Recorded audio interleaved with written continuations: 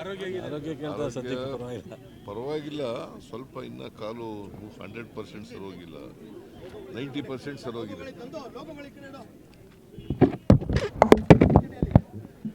ಹೇಳಿ.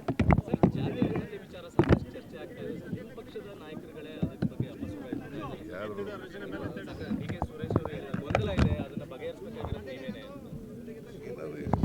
ಇವನ್ನೇ ತೆಗೆದು ಸರಿಪಡಿಸ್ತೀವಿ ಅಂತ ಹೇಳಿದ್ದೀವಿ. ಇನ್ನೂ ಅಭಿಪ್ರಾಯ ಕೊಟ್ಟಿಲ್ಲ. ಅವರಿಗೆ ಮುಂದಿನ ಕ್ಯಾಬಿನೆಟ್ ಮೀಟಿಂಗ್ನಲ್ಲಿ ಅವರ ಅಭಿಪ್ರಾಯಗಳನ್ನು ಹೇಳಿ ಅಂತ ಹೇಳಿದ್ದೀವಿ.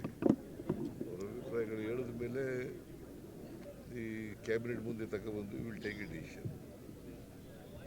84ರ ಸಮೀಕ್ಷೆಯಲ್ಲಿ ಇದಂತ ಇದಕ್ಕೂ ವಿಚಾರಕ್ಕೆ ಈಗ ಬಹಳ ವ್ಯತ್ಯಾಸಗಳು ಕಾಣಿಸ್ತಾ ಇದೆ. ಮುಸ್ಲಿಮರು 90% ಹೆಚ್ಚಿಗೆ ಆಗಿದೆ, ಅದರಲ್ಲಿ ಲಿಂಗಾಯತರ ಜನಸಂಖ್ಯೆಯಲ್ಲಿ 8% ಮಾತ್ರ ಏರಿಕೆ ಆಗಿದೆ. ಇದು ಜನಸಂಖ್ಯೆ ಕಡಿಮೆ ಆಗಿದೆ ಹೆಚ್ಚಾಗಿದೆ ಅಂತ ಸರ್ವೇನಲ್ಲಿ ಗೊತ್ತಾಯ್ತಾ? ಈಗ ಯಾವ ಆಧಾರದ ಮೇಲೆ ನಿನಗೆ ಹೇಳ್ತೀಯಾ? ನಿನಗೆ ಆಧಾರ ಏನೇ? ಅಲ್ಲ, ನಿನಗೇನು ಆಧಾರ? 84ರಲ್ಲಿ ಏನಾಗಿತ್ತು?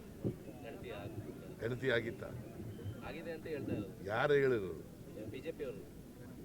ಬಿಜೆಪಿಯವರು ಹೇಳ್ತಾರೆ ಅಂತಲ್ಲ. ಬಿಜೆಪಿಯವರು ಜಯಪ್ರಕಾಶ್ ಹೆಗಡೆ ಮಾಡಿದ್ದವ್ರು ಯಾರು? ಯಾವ ಪಾರ್ಟಿಯವರಯ್ಯ? ಇದು ಗೊತ್ತಾ ಜಯಪ್ರಕಾಶ್ ಹೆಗಡೆ ಅಂತ ಯಾರು ಅಂತ? ಮತ್ತೆ ಅವರೇ ಕೊಟ್ಟಿರೋದಲ್ಲ ವರದಿ. ಮೆಂಬರ್ಗಳು ಅವರೇ ಮೆಂಬರ್ಗಳು, ಅವರೇ ವರದಿ ಕೊಟ್ಟಿರೋದಲ್ಲಪ್ಪ. ಬಿಜೆಪಿಯವ್ರಿಗೆ what moral right they have? ಅವರು ಅಪಾಯಿಂಟ್ ಮಾಡಿದಂಥ ಅಧ್ಯಕ್ಷನಿಗೆ ಕೊಟ್ಟಿರ್ತಕ್ಕಂಥ ರಿಪೋರ್ಟ್ ಆಯ್ತಾ? ಕಾಂತರಾಜು ಕೊಟ್ಟಿರ್ತಕ್ಕಂಥ ಅಂಕಿಅಂಶಗಳ ಆಧಾರದ ಮೇಲೆ ಇವರು ಶಿಫಾರಸು ಮಾಡಿದ್ದಾರೆ ಅಲ್ವಾ? ನೋಡಿ, ಮಿನಿಸ್ಟ್ರಿಗಳೆಲ್ಲ ಅವರು ಅಭಿಪ್ರಾಯ ಹೇಳಿ ಆಮೇಲೆ ಕ್ಯಾಬಿನೆಟ್ನ ಮುಂದೆ ಇಟ್ಟು will take A decision. Sir, ಬೆಂಗಳೂರಿನಲ್ಲಿ ವಿಂಗ್ ಕಮಾಂಡರ್ ಒಬ್ಬ ಯುವಕರ ಮೇಲೆ ಹಲ್ಲೆ ಮಾಡಿದ್ದಾನೆ, ಜೊತೆಗೆ ಕನ್ನಡಿಗರ ಮೇಲೆ ಕೆಟ್ಟದಾಗಿ ಬಿಂಬಿಸುವಂತ ಪ್ರಯತ್ನಗಳು ಕೂಡ ಆಗಿದೆ. ಭಾಷಾ ವಿಚಾರದಲ್ಲಿ ಅದಕ್ಕೆ ಕಾನೂನು ರೀತಿ ಕ್ರಮ ತಗೊಳ್ಳಿ ಅಂತ ಹೇಳಿದ್ದೀನಿ ನಾನು. ಯಾರೇ ಆಗಲಿ, ವಿಂಗ್ ಕಮಾಂಡರ್ ಆಗಲಿ ಯಾರೋ ಆಗಲಿ, ಕಾನೂನು ರೀತಿ ಕ್ರಮ ತಗೊಳ್ಳಿ ಅಂತ ಹೇಳಿದ್ದೀನಿ. ಇವರು ಕಂಪ್ಲೇಂಟ್ ಕೊಟ್ಟಿದ್ದಾರೆ, ಅವರು ಕಂಪ್ಲೇಂಟ್ ಕೊಟ್ಟಿದ್ದಾರೆ, ಗೊತ್ತಾಯ್ತಾ? ಅದರಿಂದ ಕಾನೂನು ರೀತಿ ಕ್ರಮ ತಗೊಳ್ಳಿ ಅಂತ ಹೇಳಿ. ಭಾಷಾ ವಿಚಾರದಲ್ಲಿ ನಿರಂತರವಾಗಿ ದಬ್ಬಾಳಿಕೆ ನಡೀತಾ ಇದೆ ಅಂತ. ನೋಡಪ್ಪ, ಭಾಷೆ ಹಿಂದಿ ಏರಿಕೆಗೆ ನಾವು ಬಿಡಲ್ಲ.